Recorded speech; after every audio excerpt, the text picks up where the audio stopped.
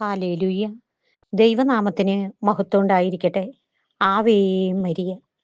പ്രിയമുള്ള മക്കളെ, ഞാൻ ഇന്ന് രണ്ട് വ്യക്തികളെ നിങ്ങളുടെ മുൻപിൽ വെച്ച് തരികയാണ്. കാരണം ഒന്ന് നമ്മുടെ മോശയെ കാണാം. നമുക്ക് മോശയെ ഒരിക്കൽ ചേച്ചി ഇതിനെ കുറിച്ച് പറഞ്ഞിട്ടുണ്ട്. ഇത്രയും വിശദമായിട്ട് പറഞ്ഞിട്ടില്ല എങ്കിൽ പോലും ചെറിയ തോതിൽ പറഞ്ഞിരുന്നു. ഈ മോശ കർത്താവിന്റെ 10 കൽപ്പലക ലഭിച്ചവനാണ്. ഈശോയോട് കൂടെ 40 ദിവസം മലമുകളിലായിരുന്നവനാണ്. വീണ്ടും അത്രയും ദിവസമായിരുന്നു. ഒരുപാട് അത്ഭുതങ്ങൾ ഫറവോന്റെ മുൻപിൽ പോയി കാണിക്കാൻ പറഞ്ഞ് കാണിച്ചു കൊടുത്തതാണ്. എന്തെല്ലാം അത്ഭുതങ്ങളാണ് കർത്താവിന്റെ കണ്ടത്. എന്നിട്ടും ഏറ്റവും അവസാനം വന്നപ്പോൾ ഈ കൂടെ വന്നിരുന്ന ജനം പറയുന്നു, അവർക്ക് കഴിക്കാൻ ഭക്ഷണം പോരാ, വെള്ളം പോരാ എന്ന ഒരു പരാതി പറഞ്ഞപ്പോൾ മോശ എന്ത് ചെയ്തു? കർത്താവിന്റെ അരികിലേക്ക് കയറി ചെന്നിട്ട് മോശ കർത്താവിനോട് പറയാണ്, അങ്ങയുടെ ദാസനോട് ഇത്ര കഠിനമായി വർത്തിക്കുന്നത് എന്തുകൊണ്ട്? അങ്ങ് എന്നോട് കൃപ കാട്ടാത്തത് എന്തുകൊണ്ട്? ഈ ജനത്തിന്റെ ഭാരമെല്ലാം എന്തേ എന്റെ ചുമലിൽ വെച്ച് ചുമത്തിയിരിക്കുന്നു?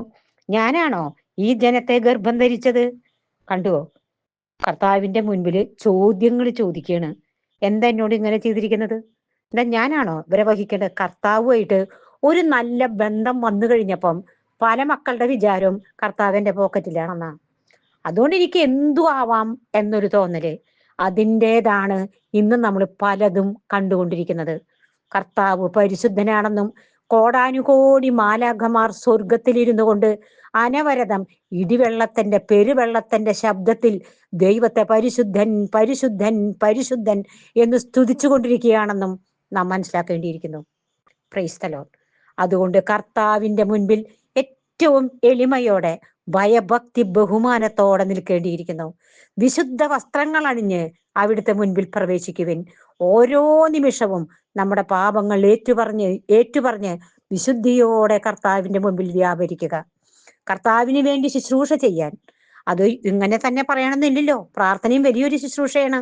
വിശുദ്ധിയോടെ ജീവിക്കുന്നതും ഇഷ്ടങ്ങൾ മാറ്റിവെച്ചുകൊണ്ട് നാം ത്യാഗത്തോടുകൂടി ജീവിക്കുന്നതും അതും ഒരു ശുശ്രൂഷയാണ്. Praise the Lord. അങ്ങനെ കർത്തൃസന്നിധിയിൽ ആയിരിക്കാൻ ദൈവം നമ്മെ അനുഗ്രഹിക്കാൻ നമ്മൾ പ്രാർത്ഥിക്കണം. Praise the Lord.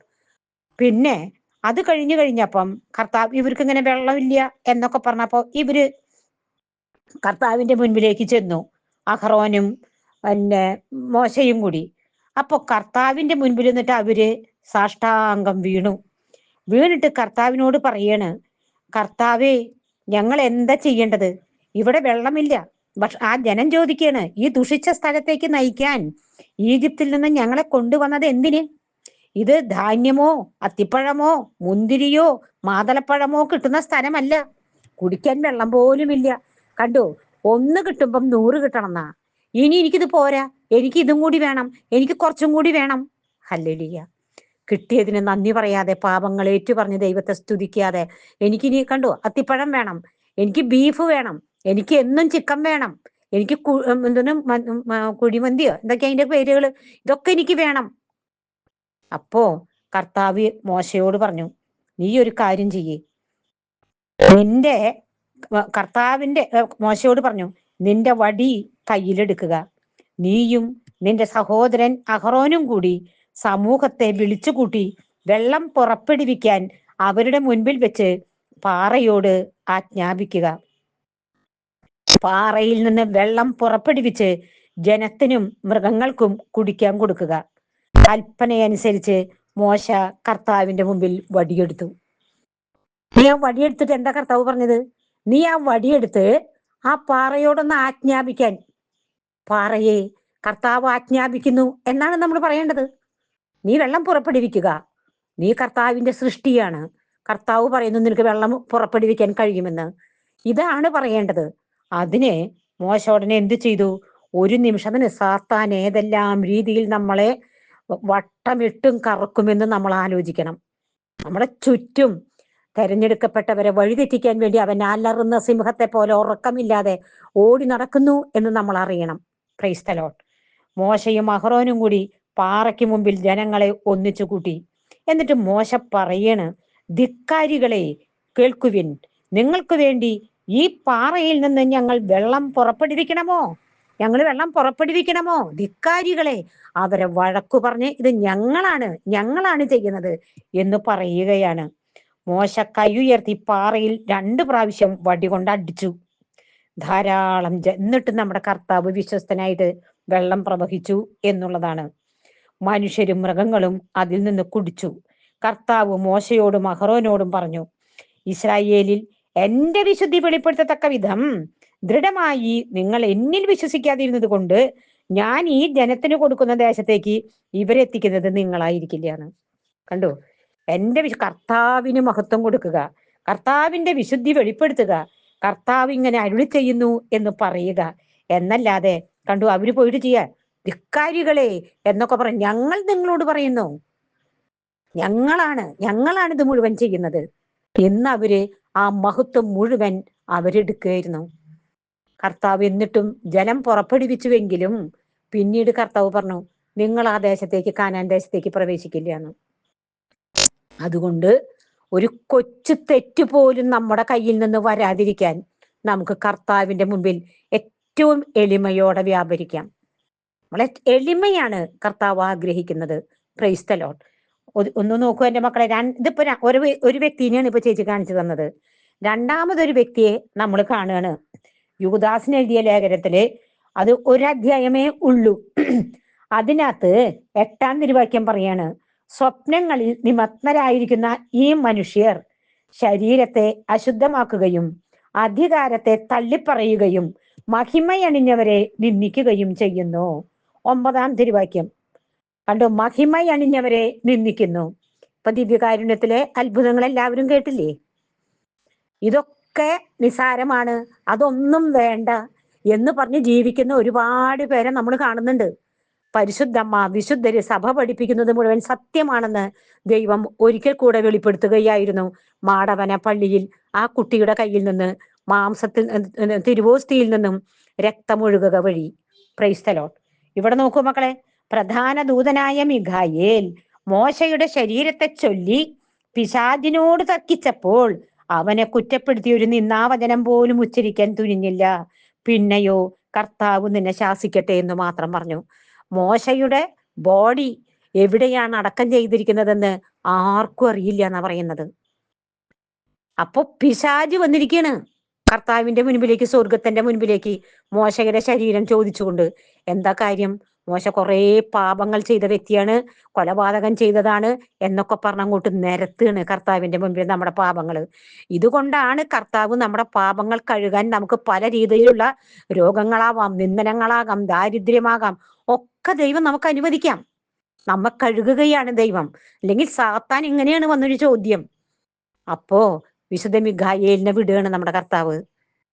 ഞാൻ എന്റെ പൊന്നുമക്കളോട് പറയണ, വിശുദ്ധ മിഖായേൽ ആ വചനം ഒന്ന് കേൾക്കൂ എന്റെ കുട്ടികള്. പിശാചിനോട് തർക്കിച്ചു, പക്ഷെ അവനെ കുറ്റപ്പെടുത്തി ഒരു നിന്ദാവചനം പോലും ഉച്ചരിക്കാൻ തുനിഞ്ഞില്ല. പിന്നെയോ കർത്താവ് നിന്നെ ശാസിക്കട്ടെ എന്ന് മാത്രം പറഞ്ഞു. ശാസനയും ശിക്ഷയും പിശാചിനോട് പോലും. കണ്ടു, അത് എന്റെ കയ്യിലിരിക്കുന്ന കാര്യമല്ല, അത് ദൈവത്തിന്റെ കയ്യിലിരിക്കുന്ന കാര്യമാണെന്ന് എത്ര എളിമയോടെയാണ് വിശുദ്ധ മിഖായേൽ വർത്തിച്ചതെന്ന് എന്റെ മക്കളൊന്ന് നോക്കുവോ. സകല മഹത്വവും കർത്താവിന് കൊടുക്കുന്നു. കർത്താവ് എന്താണോ പറഞ്ഞത് അത് മാത്രം വന്ന് പറയുന്നു. അതുകൊണ്ട് എന്റെ മക്കളോട് ഞാൻ പറയാണ്, വിശുദ്ധ മിഖായേലിനെ പോലെ എളിമയുള്ള മക്കളായി വർത്തിക്കാൻ കർത്താവെ ഞങ്ങളെ ഒരുക്കണമേ എന്ന് നിങ്ങൾ പ്രാർത്ഥിക്കണം. നിങ്ങളും ചേച്ചിയൊക്കെ. Praise the Lord. നമ്മൾ പരസ്പരം ഇപ്പൊ കണ്ടു, എത്ര വർഷമായി ചേച്ചി ഇങ്ങനെ ഈ ടോക്ക്. കോവിഡ് കാലത്ത് ഗ്രൂപ്പുകളിൽ ചേച്ചി ടോക്ക് ഇട്ടിരുന്നു. പിന്നീടാണ് ഇപ്പൊ 2-3 വർഷമായിട്ട് യൂട്യൂബില് ടോക്ക് ഇടുന്നത്. അപ്പോ അന്ന് മുതൽ 7-8 വർഷമായി ഇതിങ്ങനെ പറയാൻ ദൈവം അനുവദിച്ചു. എന്റെ മോള് പറഞ്ഞോളാൻ പറഞ്ഞു. Price the Lord. അതുകൊണ്ട് എത്രയും നിങ്ങൾ ഓരോരുത്തരും പ്രാർത്ഥിക്കുമ്പോ, കർത്താവെ ഞങ്ങൾക്കിത് പറയാനുള്ള സാഹചര്യങ്ങളില്ല, ആ ചേച്ചി അനുഗ്രഹിക്കണമേ. നിന്റെ മുൻപിൽ വിശുദ്ധിയോടും എളിമയോടും വ്യാപരിക്കാൻ ആ ചേച്ചിയെ അഭിഷേകം ചെയ്യണമേന്ന് എന്റെ മക്കള് പ്രാർത്ഥിച്ചോളോ. ജീവിച്ചിരിക്കുന്ന കാലത്തോളം ദൈവത്തിന് വേണ്ടി ആത്മാക്കളെ നേടാൻ ദൈവം ഈ എളിയദാസിയെ ഒരുക്കട്ടെ എന്ന് ഞാൻ പ്രാർത്ഥിക്കുന്നു. എന്റെ പൊന്നുമക്കളെ, ഇപ്പൊ നമ്മള് മാനന്തവാടി, വയനാട്ടിൽ ഈ വെള്ളപ്പൊക്കത്തെ കുറിച്ചും അതിലെ അപകട മരണങ്ങളെ കുറിച്ചും ഒക്കെ നമ്മൾ കേട്ടു. നമുക്കൊക്കെ സങ്കടാണ്, അല്ലേ? പക്ഷേ സങ്കടം ആ വാർത്തയിൽ ഒന്നോ രണ്ടോ കാണുമ്പോഴത്തേക്കും നമ്മുടെ കണ്ണിൽ നിന്ന് ഇങ്ങനെ വെള്ളം ഒഴുകുകയാണ്. സഹിക്കാൻ പറ്റുന്നില്ല നമുക്ക്. എന്താ കർത്താവേ ഇങ്ങനെ എന്ന് നമ്മൾ ചോദിച്ചു പോവുകയാണ്. ഇനിയിപ്പൊ പറയുന്നു ഒരു മുല്ലപ്പെരിയാർ പൊട്ടും എന്ന്. ചേച്ചിക്ക് പറയാനൊരു കാര്യം ചേച്ചി എന്റെ മക്കളോട് പറയാണ്. മക്കളെ, ഈശോ ജീവിച്ചിരിക്കുന്ന ഒരു കാലം, ഈശോ അനേക അത്ഭുതങ്ങൾ പ്രവർത്തിച്ച് ലാസറിനെ ഉയർപ്പിച്ച്, പ്രൈസ്തലോ, നടന്നൊരു കാലഘട്ടത്തിലാണ് നമ്മുടെ ഹെറോദോസിനെ പിന്നെ ഹെറോദോസ് നമ്മുടെ പിന്നെ സ്നാപക യോഹന്നാന്റെ കഴുത്ത് വെട്ടിയെടുക്കുന്നത്. കഴുത്ത് വെട്ടി. കുട്ടിക്കാലത്ത് തന്നെ പരിശുദ്ധാത്മാവാൽ നിറഞ്ഞ് പരിശുദ്ധാത്മ നേരിട്ട് ചെന്ന് പരിശുദ്ധാത്മാവിനെ കൊടുത്ത വ്യക്തിയാണ്. കാട്ടിലാണ് വസിച്ചിരുന്നത്. മരവുരിയാണ് ധരിച്ചിരുന്നത്. മത്സ്യമാംസാദികളൊന്നും കഴിച്ചിരുന്നില്ല. അങ്ങനത്തെ ഒരു സ്നാപക യോഹന്നാൻ. എന്നിട്ട് സ്നാപക യോഹന്നാന്റെ കഴുത്തെടുത്തിട്ടും കർത്താവ് അതിലിടപെടുകയോ ആ കഴുത്ത് കൂട്ടിവെച്ച് ജീവൻ കൊടുക്കുകയോ ഒന്നും ചെയ്തില്ല. എന്തായിരിക്കും കാരണം? അത് പിതാവിന്റെ ഇഷ്ടമാണ്. അപ്പൊ നമ്മൾ എങ്ങനെ മരിക്കണം എന്ന് എഴുതപ്പെട്ടിട്ടുണ്ട്. ആ മരണം സംഭവിച്ചേ പറ്റൂ. നിങ്ങൾ ഇന്ന് ഇതിനെക്കുറിച്ച് ഉത്കണ്ഠപ്പെട്ട് അയ്യോ മുല്ലപ്പെരിയാർ പൊട്ടുവാവോ പ്രാർത്ഥിക്കുക. നമുക്ക് പ്രാർത്ഥിക്കാം. ഒപ്പം എല്ലാ പാപങ്ങളും ഏറ്റുപറഞ്ഞുകൊണ്ട് ത്യാഗമനോഭാവത്തോടെ മറ്റുള്ളവർക്ക് കൊടുത്ത്, ഇപ്പൊ ദുരിതാശ്വാസ ഫണ്ടിലേക്കൊക്കെ പണം അടയ്ക്കാൻ പറയണം. നിങ്ങൾക്ക് പറ്റുന്നത് നിങ്ങൾ ചെയ്യൂ. നമ്മുടെ സഹോദരങ്ങളാണെന്നുള്ള ഓർമ്മയോടുകൂടി കർത്താവിനാണ് അത് കൊടുക്കുന്നത് എന്ന് ഓർത്തുകൊണ്ട് നിങ്ങൾക്ക് പറ്റുന്ന രീതിയിൽ നിങ്ങൾ ചെയ്യേ. അങ്ങനെ ദൈവം എല്ലാ മക്കളുടെ ജീവിതങ്ങളിലേക്കും കടന്നു വരട്ടെ എന്ന് പ്രാർത്ഥിക്കുന്നു. ഞാൻ എങ്ങനെ മരിക്കണമെന്ന് ഞാൻ ജനിക്കുമ്പോൾ എഴുതി വെച്ചിട്ടുണ്ട്. അത് തന്നെ നടക്കും. വിശുദ്ധ മിഖായേലിനെ പോലെ, വിശുദ്ധ റഫായേലിനെ പോലെ കർത്താവിനോടുള്ള ഭക്തി നിറവേറ്റിക്കൊണ്ട്, കർത്താവിന്റെ ഹിതം നിറവേറ്റിക്കൊണ്ട്, പാപം ചെയ്യാതെ ബൈബിൾ അനുസരിച്ച് മുൻപോട്ട് പോകാൻ എല്ലാ മക്കളെയും ദൈവം അനുഗ്രഹിക്കട്ടെ എന്ന് പ്രാർത്ഥിക്കുന്നു. ലോകം മുഴുവനും വേണ്ടി പ്രാർത്ഥിക്കുന്നു. എല്ലാ സബ്സ്ക്രൈബേഴ്സിനും വ്യൂവേഴ്സിനും വേണ്ടി, അവരുടെ കുടുംബാംഗങ്ങൾക്ക്, അവരുടെ നിയോഗങ്ങൾക്ക്, ഗ്രൂപ്പിലുള്ളവർക്ക് എല്ലാവർക്കും വേണ്ടി പ്രാർത്ഥിക്കുന്നു. കർത്താവേ, ഞങ്ങളുടെ ദേശത്തെ നിന്റെ കരങ്ങളിലേക്ക് തരുന്നു. തമ്പുരാനെ, നീ ഞങ്ങളെ അനുഗ്രഹിക്കണമേ. പെട്ടെന്നുള്ള മരണത്തിൽ നിന്നൊക്കെ ഞങ്ങളെ കാത്തുകൊള്ളണമേ എന്ന് ഏറ്റവും എളിമയോടുകൂടെ പ്രാർത്ഥിക്കുന്നു. അമ്മേ മാതാവേ, നീതിമാനായ വിശുദ്ധ ഔസേപ്പ് പിതാവേ, അപ്പസ്തോല ഗണങ്ങളെ, മാലാഖമാരെ, വിശുദ്ധരെ, നിങ്ങൾ ഞങ്ങൾക്കായി പ്രാർത്ഥിച്ചതിന് നന്ദി. തുടർന്നും ഞങ്ങൾക്ക് വേണ്ടി പ്രാർത്ഥിക്കണമേ എന്ന താഴ്മയോടെ യാചിച്ചുകൊണ്ട് നിത്യം പിതാവും പുത്രനും പരിശുദ്ധാത്മാവുമായി സർവശക്തനായ ദൈവമേ, ആമേൻ.